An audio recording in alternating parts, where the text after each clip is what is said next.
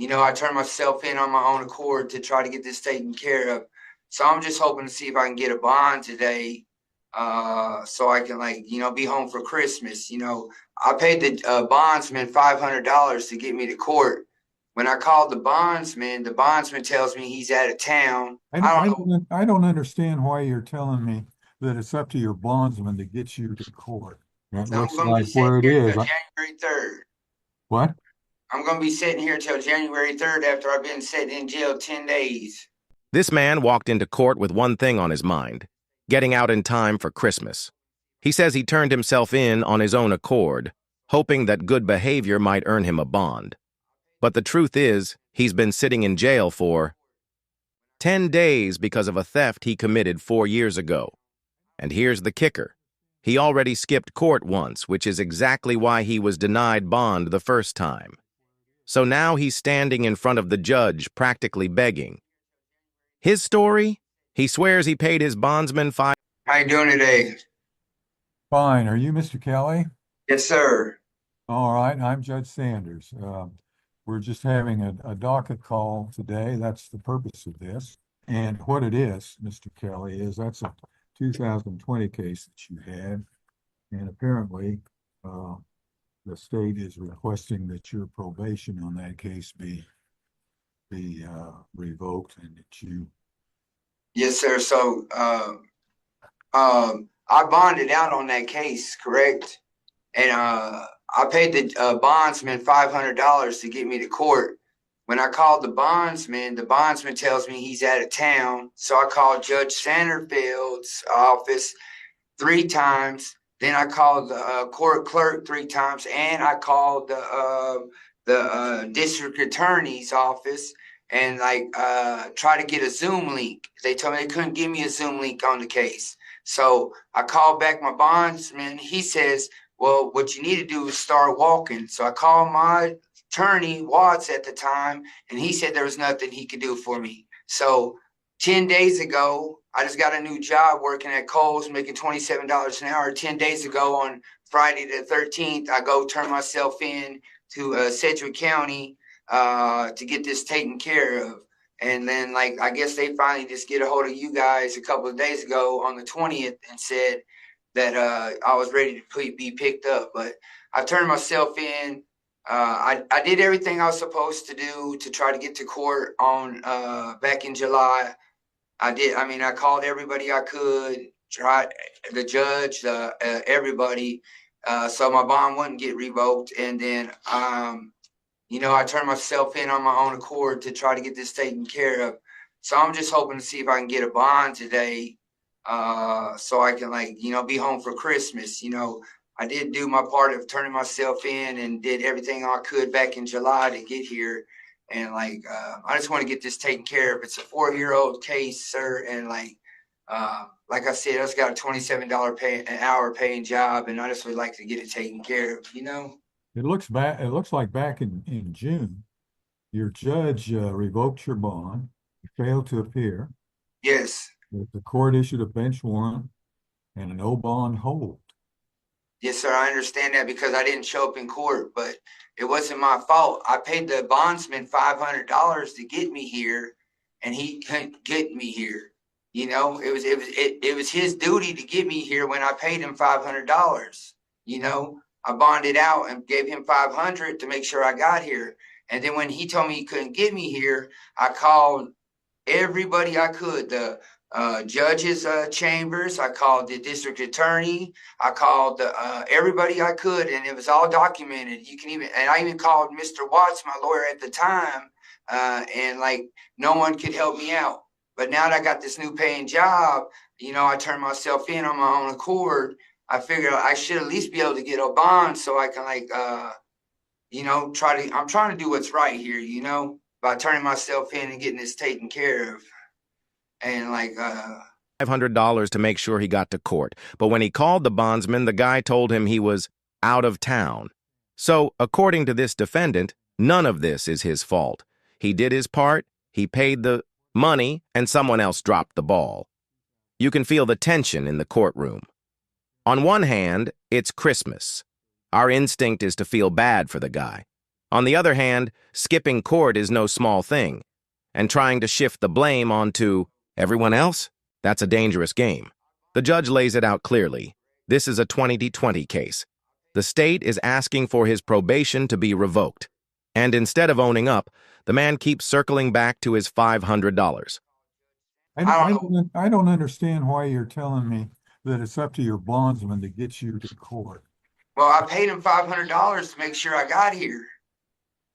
How much was your bond? 5,000. Well, that's just the bondsman's fees for putting the money up for you. That's not the. I figured that's the, well, That's not ain't to it their pick you job up to and make sure I haul you to get here? court. Ain't it their job to make sure I get to court though?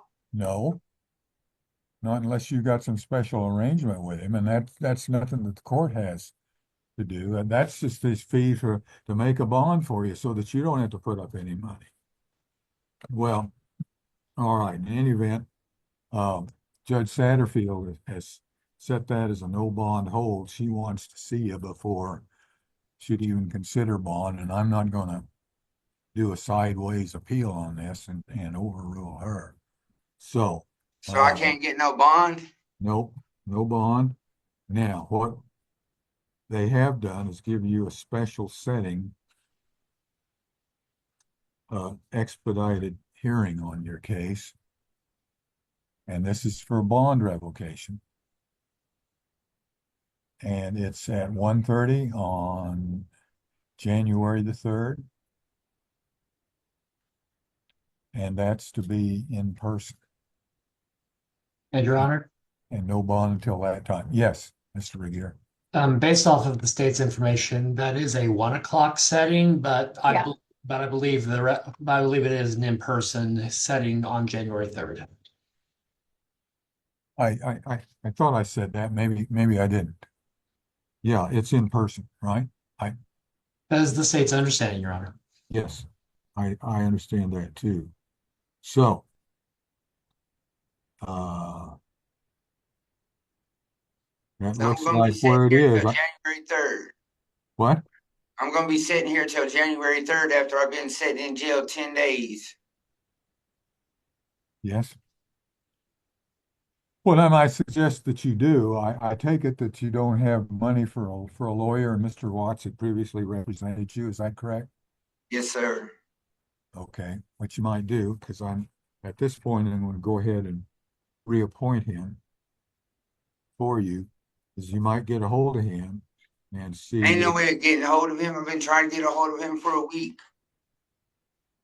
You have his number? Yeah, I got his number. My wife got his number. My mom got his number. We all been trying to get a hold of him for a week. I've been sitting in Sedgwick County Jail for a week. Well, I'd suggest that maybe you try to give him a call this afternoon. If in any event, How's that gonna help me any? well, he could maybe file an emergency motion with Judge Satterfield, because I'm not going to overrule another judge here on that. All right, so I guess we done here then. Yeah. Okay. All right. Thank you. You're excused. Your Honor, could you repeat the time for the January 3rd date, Yes. please? It's January the 3rd at 1 p.m. and she wants that in person. So I take it that means he needs to be at the courthouse in court. He repeats over and over that he called judges, chambers, the clerk, even the district attorney trying to get a Zoom link. He says he turned himself in because he wanted to make it right. And just to sweeten the deal, he tells the court he landed a brand new job at Kohl's, making $27 an hour. A little detail that makes the whole room raise an eyebrow. At this point, you don't know whether to pity him or roll your eyes. The way he tells it, he's a victim of bad timing, bad luck, and a lazy bondsman. But the law doesn't work on excuses. And this judge is about to remind him of that very clearly. And here's where it all starts to unravel. The defendant leans in, almost baffled, and asks, "Ain't it the bondsman's job to make sure I get to court?" The judge pauses, looks him straight in the eye, and what happens next decides whether this man will be home opening presents or still sitting behind bars come January. The judge doesn't even flinch. He explains in no uncertain terms that the $500 wasn't some chauffeur service fee. That money was simply the bondsman's cut for putting up the bond. Nothing more, nothing less. The bondsman isn't responsible for holding your hand and dragging you into court. That responsibility falls entirely on you. And that's where the defendant loses all credibility.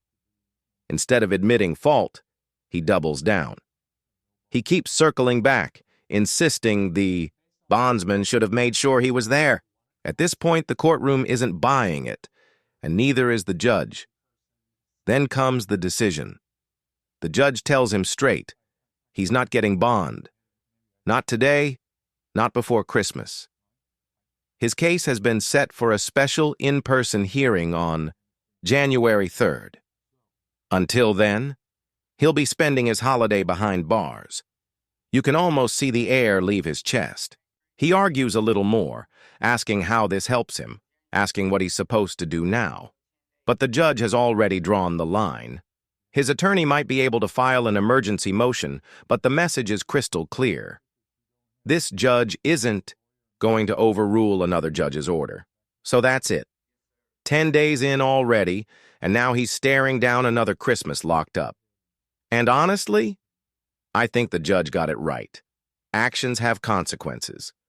Missing court, no matter what excuse. You spin is a violation of bond, and trying to pawn off the blame on a bondsman, that's just not how it works. The part that really stuck out to me was when he claimed that $27 an hour job at Kohl's. Maybe it's true, maybe it's not, but it felt like a stretch, a last-minute detail to make himself sound more responsible than his record shows. What do you think? Do you believe that story, or was he just desperate to make himself look good? At the end of the day, this wasn't about Christmas or bondsmen or new jobs. This was about accountability. And this judge made sure the message was loud and clear. If you don't show up for court, you pay the price. So what do you think? Did the judge make the right call here? Or should he have shown a little mercy and let the guy go home for the holidays? Let me know your thoughts down in the comments. And if you enjoy seeing real courtroom moments like this broken down, make sure to hit that like button and subscribe. Because in this courtroom, excuses don't matter. Choices do.